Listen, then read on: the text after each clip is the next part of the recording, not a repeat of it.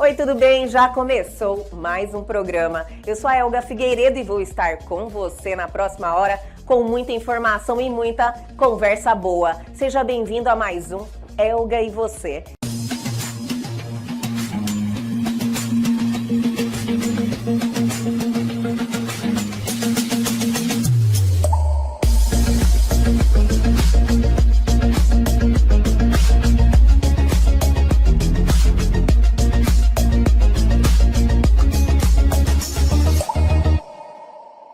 Vamos iniciar o nosso programa trazendo esse quadro que nos prepara para o nosso fim de semana com filmes e séries boas. Chegou a hora do Agenda Vem.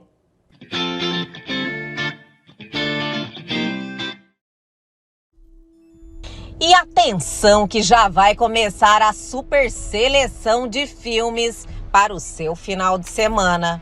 O Assassino.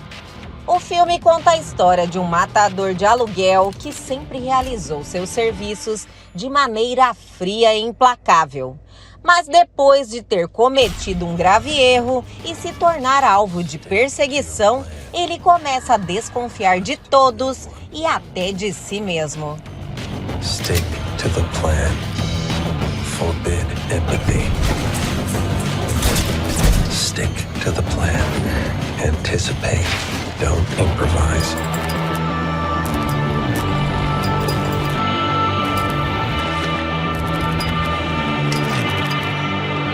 Stick to your plan. Never yield an advantage. Stick to the plan. Fight only the battle you're paid to fight. Ask yourself.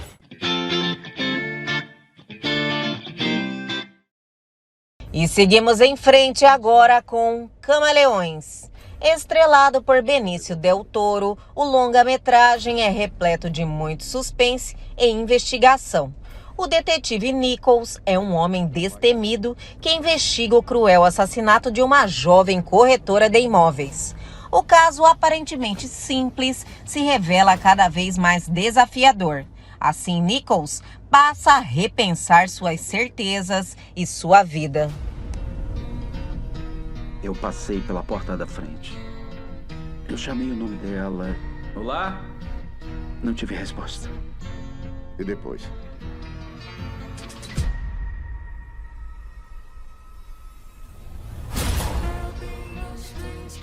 Posso mostrar uma coisa estranha? Ai! Foi uma mordida. Foram os dentes que denunciaram o Ted Bundy. Conseguem pensar em alguém que pode ter feito isso? Há algumas...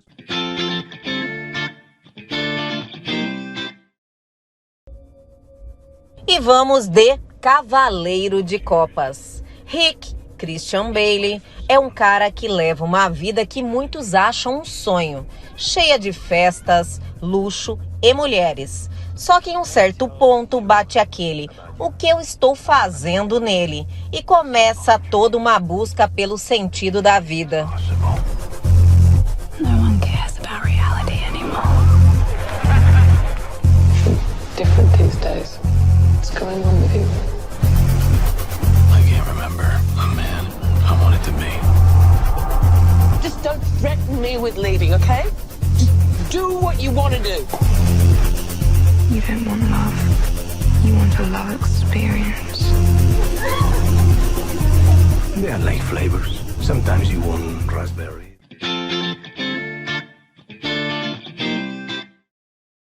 E aí, gostaram da nossa seleção de hoje? Podem ir tranquilo, minha gente, assistam que eu tenho certeza que vocês vão gostar, que tem o selo de autenticação aqui do Elga e Você. E o nosso programa só está começando. Na sequência, tem um bate-papo fantástico com a dupla Júnior e Moraes.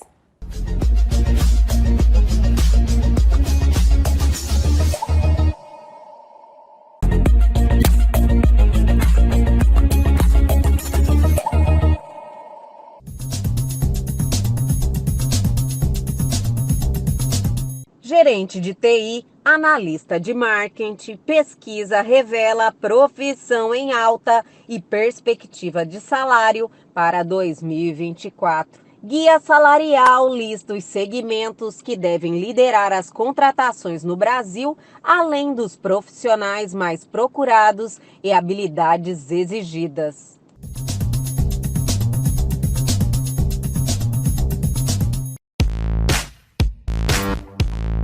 Tem várias maneiras de a gente abordar o tema. Eu quero trazer especificamente aqui o que me veio à tona foi do Rodrigo Amendoim, um rapaz de origem simples que ganhou notoriedade na internet, com muitos seguidores, já estava com mais de 1 milhão de seguidores, né?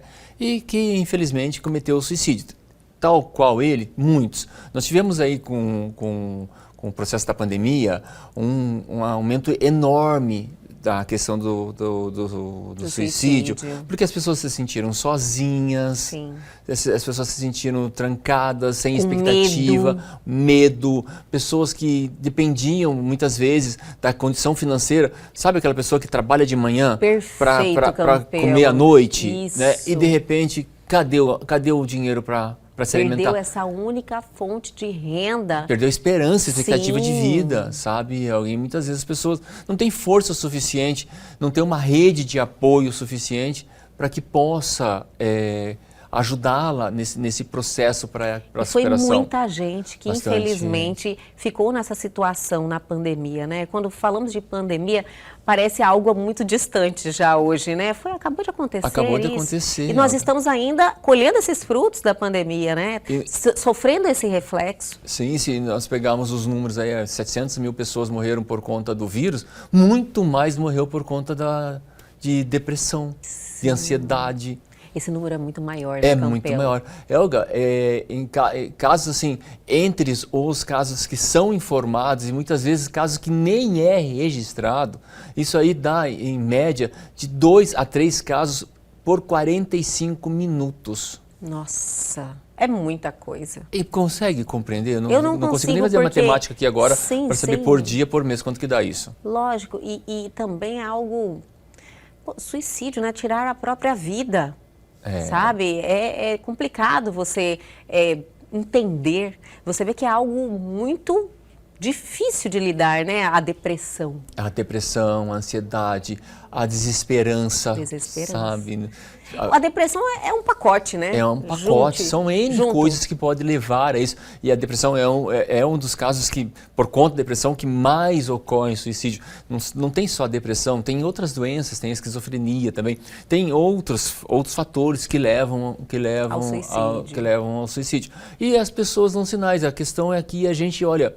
Se tem alguém na roda de amigos, na família, que está dando esses sinais, que a gente fique atento, que a gente aproxime, que muitas vezes a pessoa só quer ser ouvida, Elga. É verdade. E faz tanta diferença quando tem essa atenção, né? Quando vê que alguém se importa e por algum tempo, né, dedica esse tempo a ela, a outra pessoa. É tão bom a gente... bom. Hoje em dia o tempo é uma moeda... É a moeda do mundo, eu acho, o tempo hoje. Então a gente dedicar o seu tempo para algo assim tão positivo, vale a pena.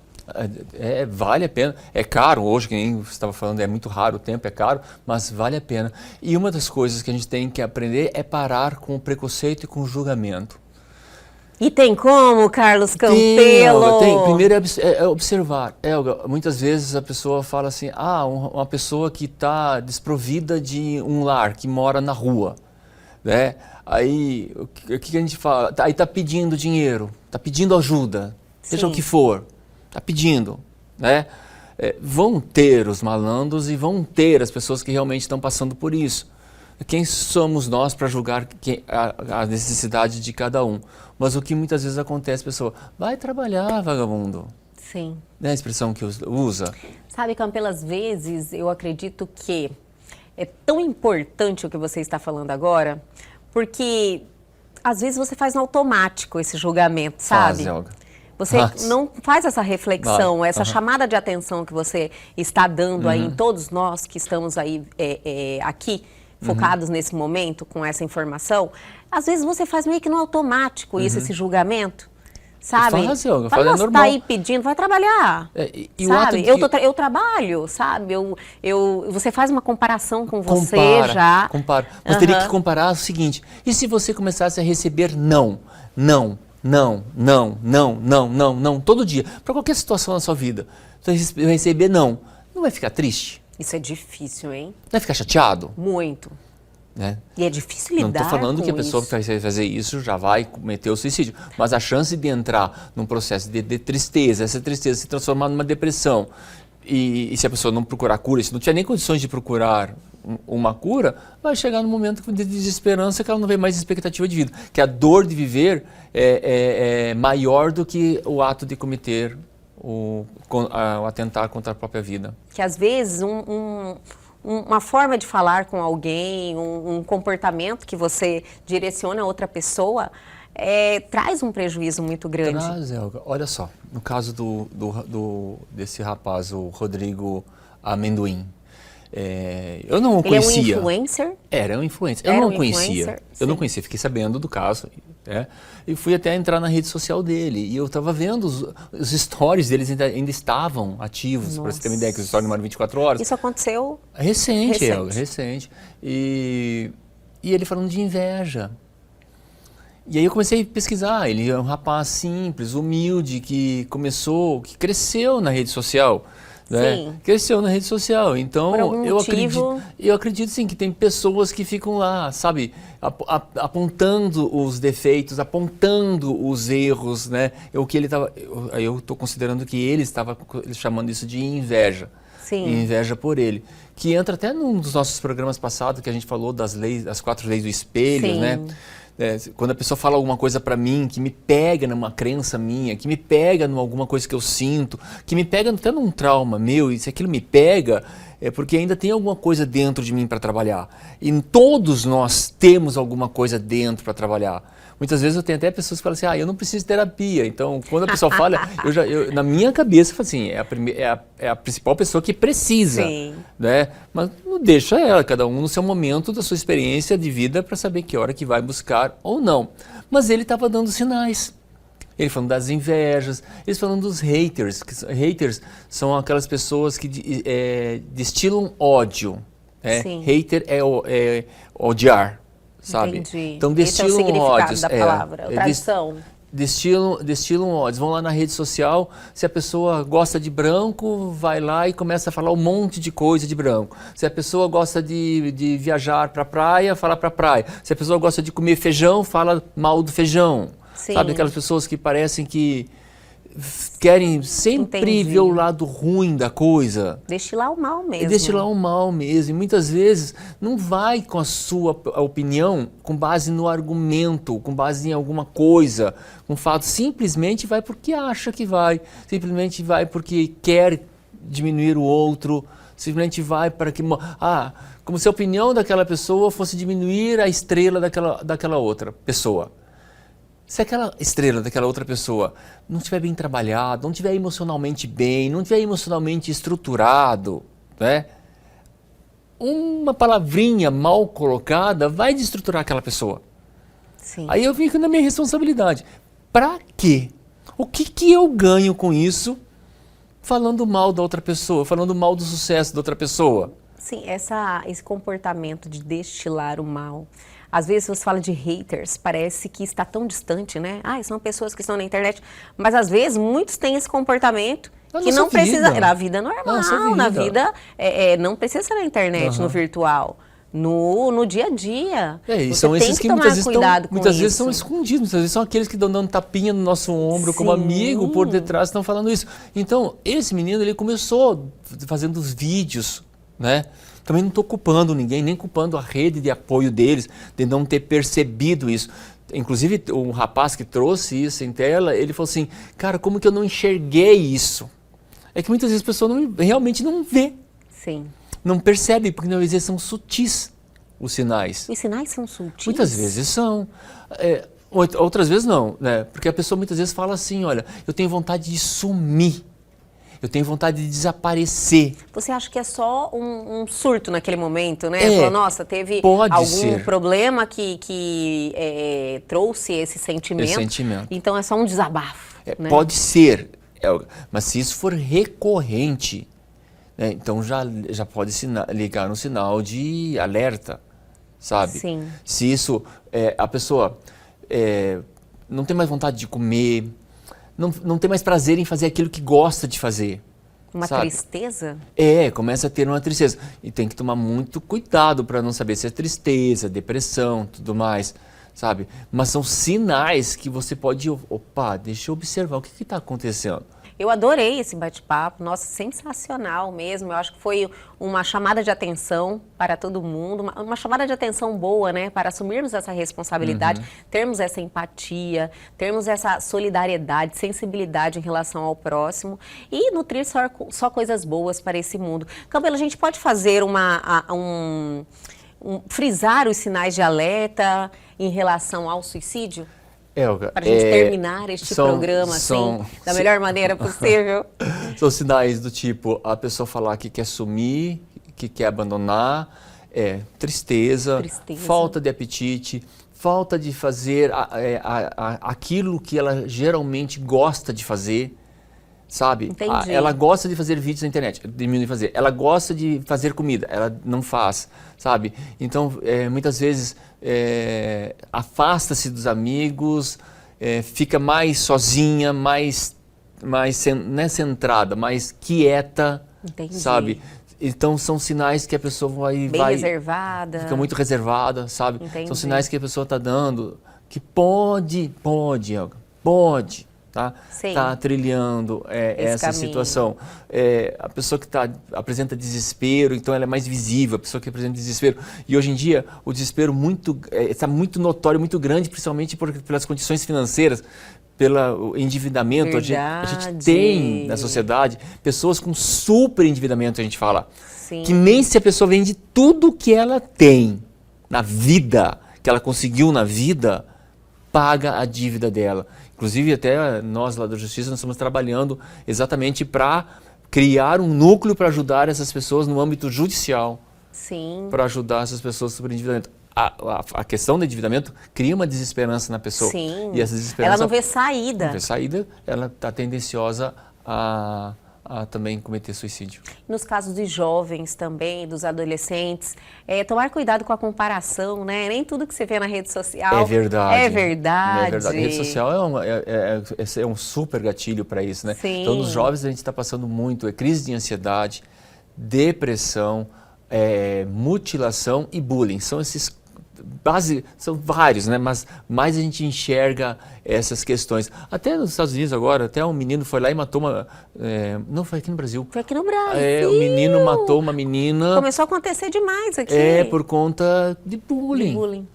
Bullying, sabe? Aí eu fiquei com dó de ver a mãe, foi até tão fantástico, né? A mãe fazendo aquela declaração. Olha, sabe, a gente fica até triste com essas situações. Então, os jovens estão passando por isso. São esses 4 situações que estão passando, né? Sim. Ansiedade, depressão, automutilação, bullying.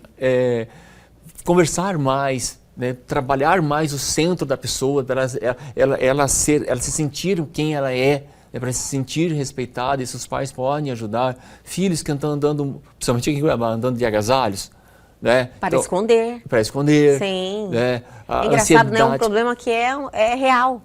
Sabe? E às vezes real. Você fala, nossa senhora, será que... A gente vai na rede pública estadual ou privada de ensino, a gente vê muitos casos assim. Né? Ansiedade, como você falou, das redes sociais, vai criando uma expectativa muito além.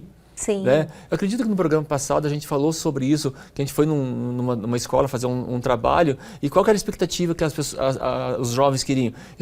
Quero ser rico, quero ser famoso na internet. Entendi. Sabe? Como se fosse, olha, a solução é esta. Sim. Né? E aí a pessoa se torna famosa, e a gente tem vários casos que a pessoa é famosa. O que acontece quando a pessoa está no auge? Né? Chove convites, chove pessoas acontecendo, só que é volátil. Aí daqui a pouco entra outra pessoa no lugar. E essa pessoa que estava no auge, para a pessoa saber lidar com isso, né? Lidar com isso é complicado. Então são coisas que acontecem na vida que a gente tem que observar, olhar, não deixar acontecer com a gente. Se estiver acontecendo com a gente, buscar ajuda, e as pessoas que estão ao nosso redor, ficar observando, oferecer o ombro, e se não tiver tato para fazer isso, liga para 188 na CVV. O que consome a sua mente controla a sua vida. Você já pensou sobre isso? Eu sou Marilúcia Santin, sou psicóloga. Vamos falar um pouco sobre isso? Mês de janeiro, mês de conscientização sobre a saúde mental. Eu não sei qual é a vida que você está buscando, mas qual é a decisão que você está tomando? Você já fez a sua lista de sonhos? Pois eu quero te informar que ao lado dessa lista de sonhos, precisa existir uma lista de ações. Quando falamos de saúde mental, precisamos entender sobre autorresponsabilidade. Quando buscamos falar sobre saúde mental, nós precisamos entender que a responsabilidade do nosso bem-estar está em nossas mãos. E para isso a gente precisa entender o que é qualidade de vida, o que você quer para você como qualidade de vida. E para isso, você precisa realmente olhar para dentro, descobrir quem você é, o que é que você quer ser quando crescer. Está pronto para 2024? Vamos lá!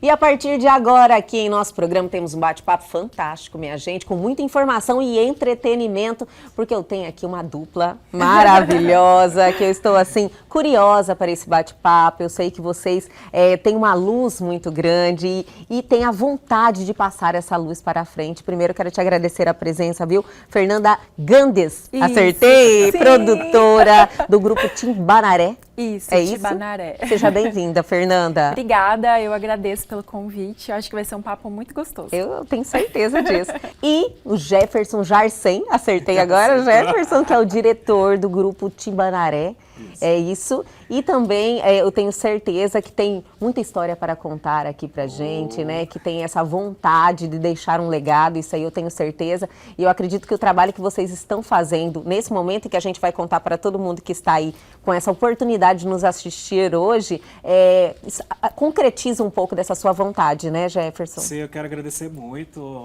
pelo convite. Eu acho que vai ser uma troca muito linda. Com certeza. Gente, vamos lá. Grupo Timbanaré. É isso, Timbanaré. Eu sei que teve uma inspiração aí de uma ave, vocês já podem começar nos contando? Uhum. Sim. Pode, Jefferson?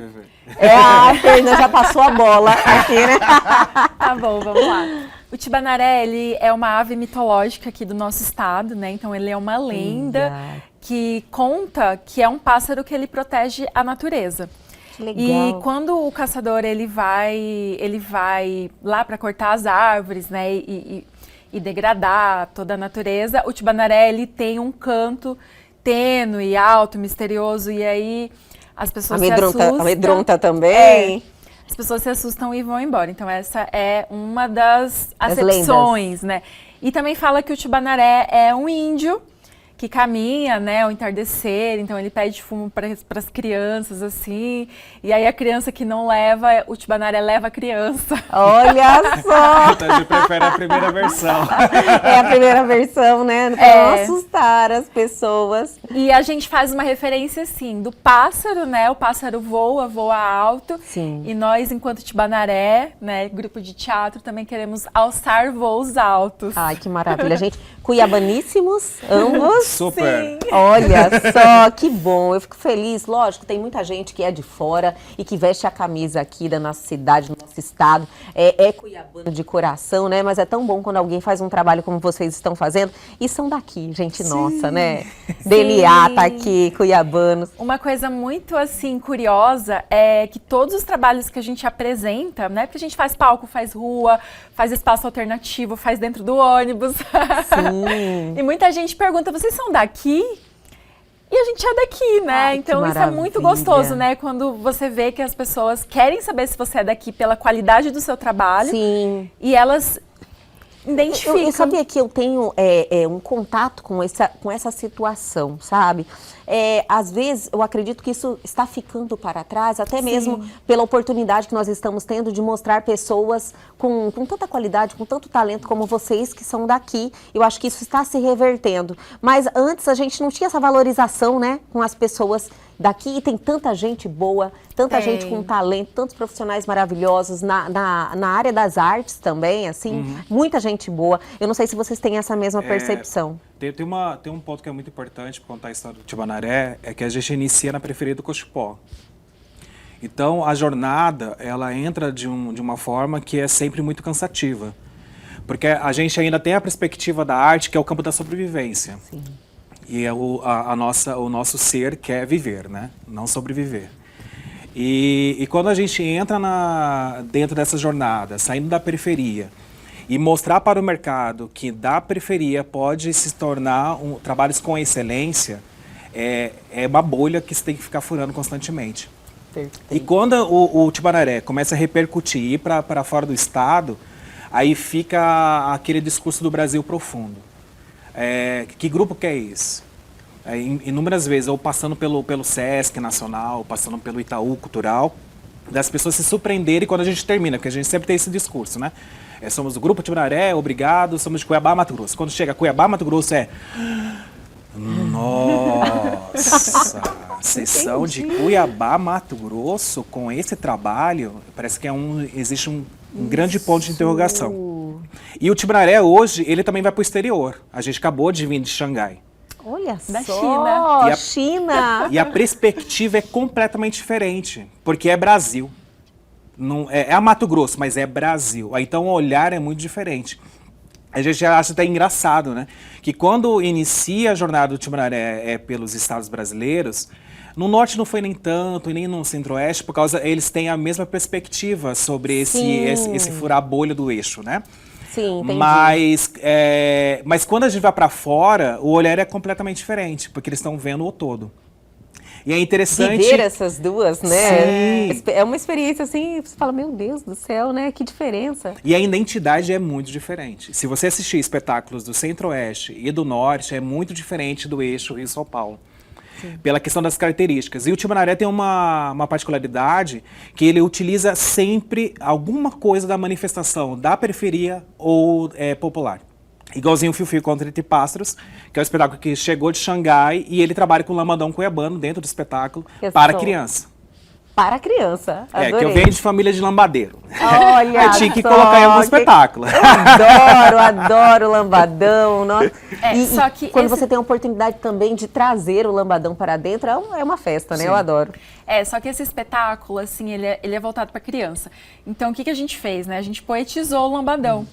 A gente pega os movimentos, né? Pega aquela coisa da alegria, da musicalidade, mas ele é um espetáculo super poético e super universal. Como é o nome mesmo? Fio-Fio, um encontro entre pássaros. Eu ia pedir para ele repetir, adorei. O Tibanaré tem quantos anos, o grupo? Nós estamos em 2006. 17 anos. 17 anos. Meu senhor, é muito tempo, muita história, né? Nossa! Muito enfrentamento, né, Jefferson? Muito. Pelo pouco que você falou. Mas muitas vitórias, muitas a gente vitórias é muito grato. Também, com toda certeza. No entanto, que a gente está aqui, olha, contando histórias maravilhosas, né, que vocês já viveram. E eu tenho certeza que tem muita coisa vindo aí. Hoje nós vamos falar, aliás, vamos falar sobre muita coisa, mas eu já quero entrar um pouquinho nessa ideia do ônibus, sabe? Eu achei, assim, sensacional. Na realidade, eu vi alguns projetos em outras cidades, mas não com um grupo de teatro dentro do ônibus contando a história da cidade. Então, eu achei muito interessante como é que nasceu essa ideia, quem teve essa ideia. Me conta um pouquinho. Cara, eu quero falar demais, vai disputando. Não falar. A Naine Terena é uma grande amiga, jornalista. Hoje ela está no MINC, né? E ela provocava a gente com as lendas urbanas do centro histórico, sempre. E aí eu ficava assim, não, agora não é o momento. Aí ela, tanto de insistir, a gente parou no centro e a gente começou a olhar o centro. Sério? Um laboratório assim mesmo? Sim, a gente parou e começamos a olhar e aí a gente criou um projeto que a primeira ideia era os atores iam compor as personagens, a gente não ia anunciar que era um espetáculo, eles iam estar lá como se fosse um teatro invisível, onde que só a gente sabe que é teatro, mas o público não sabe. A produção ia ficar à paisana, e ia olhar como que seria a reação do público que ia se deparar com as lendas, pra gente ver se aquelas lendas ainda pulsavam no centro histórico. Entendi. E foi impactante. As pessoas saindo correndo, as pessoas começando a fazer oração porque estavam vendo a procissão das almas. Meu Senhor! Por exemplo, a procissão das almas são almas rezadeiras. De senhoras de idade que saía da igreja e via a procissão e entrava na procissão para fazer a reza junto. Olha, e a gente ficava, caraca, você vê muito que aquilo já estava vivo ainda dentro das pessoas. Aí a gente começou a investigar. Ficamos 2 anos investigando, entrevistando os moradores dali. Até conversando também com os moradores de rua, que estavam sempre dando um apoio pra gente. Era muito engraçado isso, porque sempre, volta e meia, que a gente ensaiava no período da noite, e era tipo 10 horas da noite. Sim. A polícia passava e falava assim, olha, é muito perigoso. Eu falei assim, mas aqui, todos os moradores de rua junto com a gente, nos apoiando. Tá tudo tranquilo. Estamos escoltados aqui. E o centro histórico, ele tem uma outra energética. É uma outra energia, é uma outra vibração. Aí, aos poucos, a gente foi elaborando. Aí criamos a segunda versão com 17 atores espalhados pelo centro histórico, até chegar a ideia do ônibus, que a gente queria literalmente caminhar nos pontos estratégicos que existem ali, que são as igrejas, o cemitério e as praças. Olha, você vê que é um trabalhão, Super. né? Um preparo, não é brincadeira. Você vem aqui trazendo vários filtros até chegar onde vocês estão agora, né? Sim. Que foi a ideia do ônibus que eu achei sensacional. E ele começou, o ônibus começou, quanto tempo já tem? Que vocês estão... Tem o lance que vocês falaram, olha, teve a pandemia aí no meio de tudo isso, era para ser muito antes e agora que a gente colocou em prática. Em 2015 estreamos. 2015. E a ideia sempre foi a sensação de você entrar dentro de um city tour. Você vai entrar dentro do city tour, vai conhecer o centro histórico, mas uma hora para outra você entra dentro de uma história do guia de turismo com a relação com as lendas urbanas do centro. A relação que ele tem com a noiva de branco que se encontra no cemitério. Aí as pessoas começam a criar um campo emocional com as personagens. Sim. E ele aprende sobre o centro histórico e entra dentro de uma relação amorosa entre os dois tá mortos. tudo acontecendo ali, né? No momento. Porque ler, quando você está lendo algo, você já tem essa sensação. Você está tendo aquela experiência ali acontecendo com você. Deve ser interessantíssimo. Ah, vale a pena assistir. Com toda certeza. E agora vocês estão aí com essa peça. Vai ficar até quando? Fica até 18 de novembro. A gente tem sessões de terça a domingo. De terça a domingo. Uma sessão por dia. Uma sessão por dia. Qual que é o horário, Fernanda? 19h30. 19h30, então, de terça a domingo, às 19h30. A gente está estudando de abrir algumas sessões extras, né? Já está precisando. Nossa, demais. É que assim, a gente disponibiliza o ingresso por semana. E aí, 2 horas que a gente liberou os ingressos, esgota. Olha que maravilha. O mais maravilhoso, lógico, que é um entretenimento fantástico, mas falar que esgotou algo que valoriza a nossa terra, que conta a nossa história, é tão gostoso, né? É muito gostoso. E é esse carinho do público também, né? Porque as pessoas querem assistir, então elas ficam mandando mensagem, manda mensagem todo dia. Sério, fala que vai ficar de plantão e o pessoal fica mesmo. Aí como é que adquire o ingresso? Através do Simpla. A gente libera toda segunda-feira, às 10 da manhã em ponto.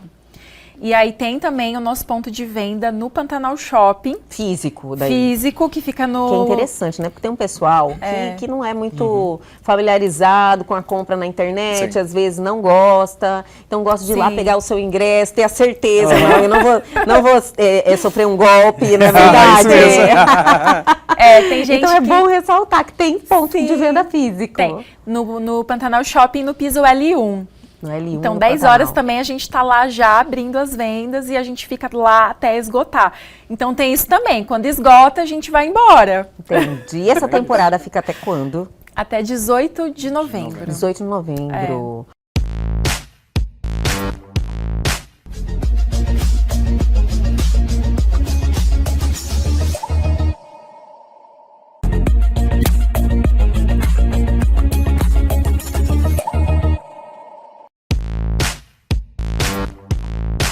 exemplo constrói, né, Loader? Sim. Eu sou muito apegada a isso. Eu acredito, assim, que quando a gente se espelha em pessoas que fazem acontecer, que transformam a sua vida, que tem determinação, disciplina, é algo que realmente dá um impacto para a gente ter essa virada de chave, né? Sim, isso é muito importante, né? Ainda mais nos dias de hoje, que a gente vive nesse mundo de mídias sociais, onde nós somos bombardeados muitas vezes, né?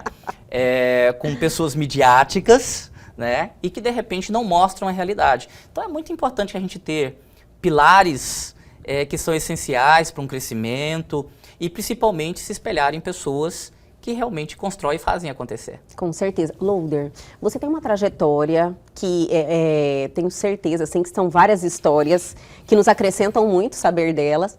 Quando que te despertou ou que você se viu como uma pessoa empreendedora, quando você viu que você queria algo diferente para a sua vida? Olga, assim, o empreendedorismo, ele, algumas pessoas dizem que pode ser construído, né? Mas, principalmente, isso tem que estar dentro da gente, tem que estar dentro das pessoas, né? A pessoa realmente tem que querer aquilo. E, principalmente, amar o que ela quer conquistar. E, principalmente, mais ainda, desejar aquilo com toda a força do coração. Por quê? Desejo ardente, assim? Sim, por quê? Porque para ela conquistar o que ela quer, seja o sucesso financeiro, profissional, amoroso ou qualquer outra coisa, né? Ela precisa realmente querer com vontade, e ela precisa virar a chave da vida dela. E ela vai ter que entender que pelo caminho ela vai ter que abrir mão de muitas coisas para chegar naquele ponto que ela quer. É doloroso o caminho? Muito doloroso, muito.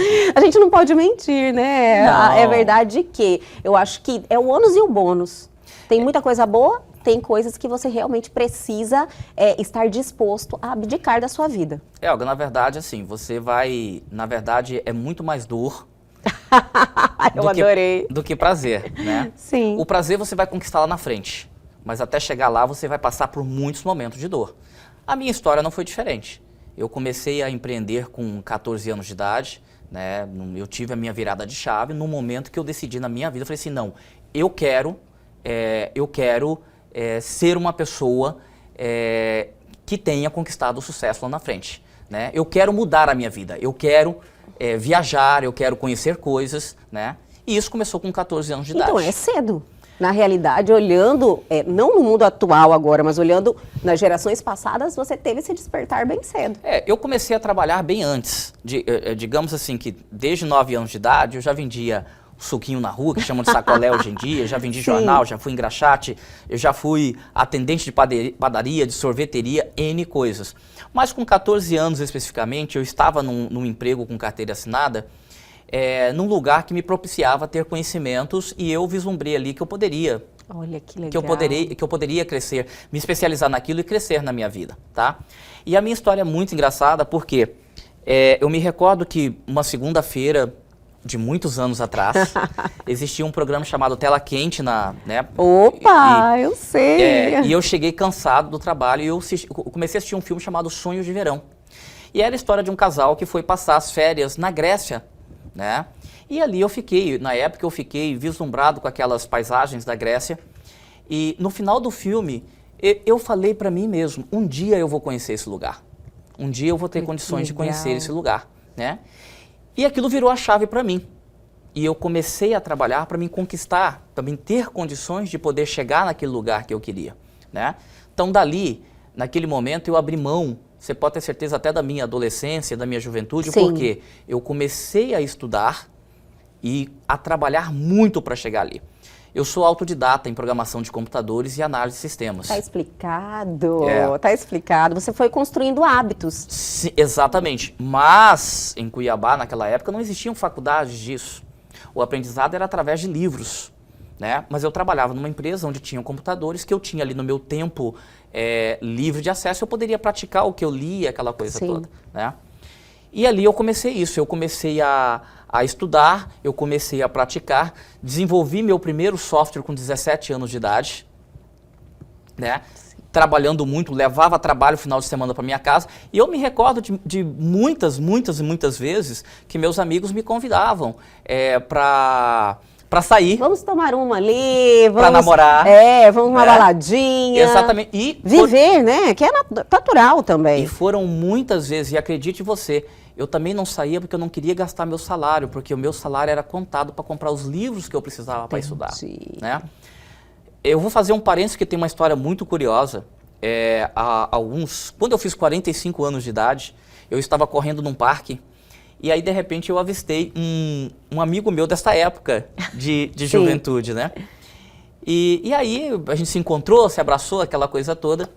E aí ele virou pra mim e falou assim, pô, mas você tá muito bem, né? Hoje eu tô quase... Muito bom isso, né? Hoje eu tô quase... Isso já tem um tempo, já tem 7 anos. Não, tá ótimo. Né? E aí na época ele virou pra mim e ele falou assim, cara, eu acompanho a sua trajetória e eu fico feliz. E você sempre foi assim comercial, né? Você sempre foi focado. Eu falei, desde aquela época eu falei, e continua até hoje, né? Então não foi só esse momento. Depois disso, eu abri a minha empresa, que hoje, a minha empresa de tecnologia, hoje a minha empresa de desenvolvimento de software vai fazer agora, em 2024, já 33 anos que ela foi aberta. Né? Ela já foi aberta. E eu comecei a trilhar esse caminho aos 19 para 20 anos de idade. E hoje é uma empresa grande que atua em 6 estados do Brasil, mas que iniciou lá atrás. Lá atrás ela foi uma empresa de um homem só. Sim. Né? E depois de 2, depois de 3 e assim sucessivamente. Você, lógico, tinha um conhecimento na área de programação, né? Tinha um conhecimento, você estudava, você trabalhou com isso e despertou essa curiosidade nesse segmento para você, construiu a empresa a partir disso, mas, Loader, você não parou por aí, né? Você ficou esses 32 anos e logo na sequência você criou uma motivação para empreender em outros segmentos. Foi assim? Sim, porque... a pessoa que ela é empreendedora, ela necessariamente ela precisa ser uma pessoa inquieta. Ela nunca tem que estar, ela não pode estar satisfeita com tudo aquilo que ela tem ou com o que ela conquistou. Tinha alguma coisa dentro de você que falava, nossa, eu preciso trilhar novos caminhos, me motivar de alguma outra forma, outros tipos de conhecimento? Na verdade, eu vou te falar o seguinte, eu me sentia já monótono. Sério? Entendi. Queria dar uma sacudida. A minha empresa de tecnologia, ela cresceu. Sim, você falou 32 anos? Vai fazer 33. 33 anos. Exatamente. Ela, hoje... 6 estados. Exatamente. Hoje ela tem gerente para X, gerente para Y. E eu, na época, eu sempre dizia que agora é rei, né? Que eu tinha me tornado a rainha da Inglaterra na empresa, né? Que eu via todo mundo trabalhando e eu, né? E aí, numa viagem de lazer, eu acabei conhecendo uma marca americana de calçados, né? Que eu me apaixonei no primeiro momento e decidi, falei, eu tenho até uma frase na época que eu disse, que ficou assim, eu vou vender esse trem no Brasil, né? Como um bom mineiro, como você me falou. Filho de mineiro, né? E aí, na verdade, realmente eu me tirei da zona de conforto mais uma vez, né? Porque eu era da área de serviços, eu tinha já muito tempo de experiência, muito tempo de dedicação, conhecimento, expertise, que eu me dediquei àquilo. E uma vantagem que a experiência traz pra gente, que aqueles problemas iniciais, lá na frente, eles passam a ser tão corriqueiros e tão pequenos. Sim. Né? E, de repente, eu fui para uma área de varejo, que era uma área que eu não conhecia, e que me forçou o quê? Depois de muitos anos, a estudar novamente. Olha só. Né? Porque, obviamente, quando eu abri este novo negócio, eu também passei por uma curva de aprendizado terrível. E eu cometi erros também. E erros são importantes para você crescer. Com certeza. Né? Então, fui cometendo erros, fui aprendendo, fui corrigindo. E hoje, nós já estamos também presentes aí em 6 estados, né? Já são 8 lojas. E virão muito mais outras por aí. Mas, realmente, o que me motivou isso foi a necessidade de procurar, de dar uma mexida na minha vida e sair daquela passividade que eu estava.